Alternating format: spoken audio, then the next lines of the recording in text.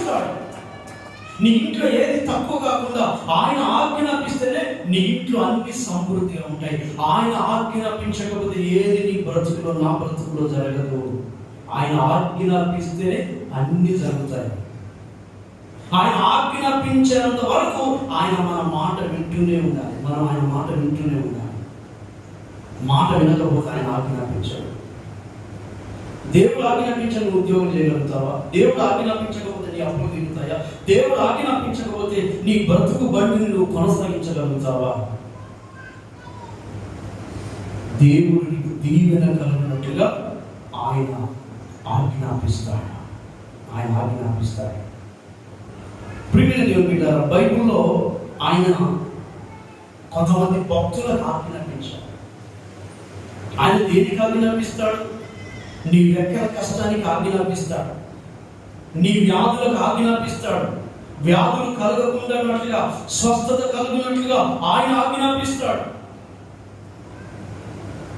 నీ అప్పులకు ఆజ్ఞాపిస్తాడు. యెహోవా దీవెన కలుగునట్లుగా ఆయన ఆజ్ఞాపిస్తాడు. ఆయన ఆజ్ఞ లేకుండా మన సొంతంగా ఏది పొందాలన్నా మన టాలెంట్తో ఏది సంపాదించలేదు. యెహోవా ఆజ్ఞ మనకు విడుదలవ్వాలి. బైబిల్లో దానియేలు దేవుని మాట విన్నవాడు కనుక సింహపు బోరులో పడ్డ కూడా దేవుడు సింహాలకు ఆజ్ఞాపించాడు. ఆమేన్. బైబిల్లో పేతురు ఉన్నాడండి. పేతురు రాత్రంతా చేపలు పట్టాడు. ఒక్క చేప కూడా పట్టలేదు. రాత్రంతా ప్రయాసపడ్డాడు చేపలు పట్టాలని, కానీ ఒక్క చేప పడలేదు. ఎప్పుడైతే దేవుడు తన దగ్గరికి వచ్చి నా మాట చొప్పున వల వేయమని చెప్పాడు, ఆ మాటకు లోబడగానే యెహోవా ఆజ్ఞను బట్టి చేపలన్నీ కూడా దేవుని మాటకు లోబడ్డాయి. ఆమేన్. ఆయన ఆజ్ఞాపిస్తే సముద్రంలో చేపలు కూడా లోబడతాయి. చేపలు కొట్టాడు వ్యక్తిగా. ఆయన ఆజ్ఞాపిస్తే సముద్రంలో చేపలైనా లోబడవలసిందే. సింహాల బోన్లో ఉన్న సింహాలైనా నోరు మూయవలసిందే ఆజ్ఞాపిస్తే. బైబిల్లో దేవుని బిడ్డలారా, అబ్రహాం ఉన్నాడు. అబ్రహాం యొక్క భార్య శారా. నీకు ఇక పిల్లలు పుట్టే ఛాన్స్ లేదు.